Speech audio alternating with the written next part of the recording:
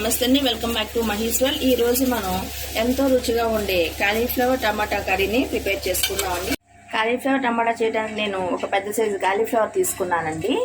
దీన్ని బాగా శుభ్రంగా పురుగులు లేకుండా చూసుకుని ఉప్పు నీళ్ళలో వేసి 10 నిమిషాలు నానబెట్టి 2-3 సార్లు బాగా కడిగి పక్కన పెట్టుకున్నానండి. ఒక 2 ఆనియన్స్ కట్ చేశాను. అలాగే 5 పచ్చిమిరపకాయలు అండి, అసలు కారం లేవు, బొంగమిరపకాయలు అవి తీసుకున్నాను. ఇవి 1/2 కిలో టమాటాలు తీసుకున్నాను. మనం కూర చేద్దాం. ఇప్పుడు ప్యాన్ పెట్టి ఆయిల్ వేసానండి. ఆయిల్ హీట్ అయింది, తాలింపు వేస్తున్నాను. ఒక 4 వెల్లుల్లి గబ్బాలు, ఒక స్పూను జీలకర్ర, ఆవాలు, మినపగుళ్ళు వేసాను. తాలింపు వేగనివ్వాలి. రెమ్మల కరివేపాకు కూడా వేస్తున్నాను.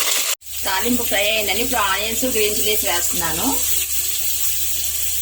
అవి వేగనివ్వాలి.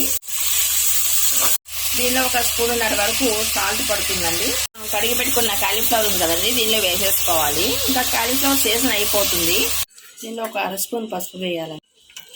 మొత్తం అంతా కలిసేట్టుగా బాగా కలుపుకుని మూత పెట్టి ఒక 5 నిమిషాలు కూర మగ్గనివ్వాలి.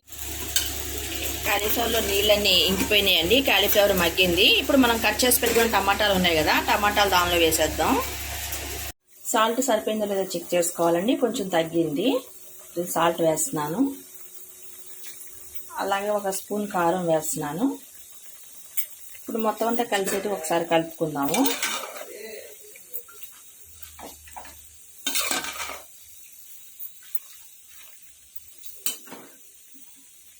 దీనిలో ఒక 1/2 గ్లాస్ వాటర్ వేస్తున్నానండి. వాటర్ వేసి మూత పెట్టేసి కొంతసేపు మగ్గనివ్వాలి.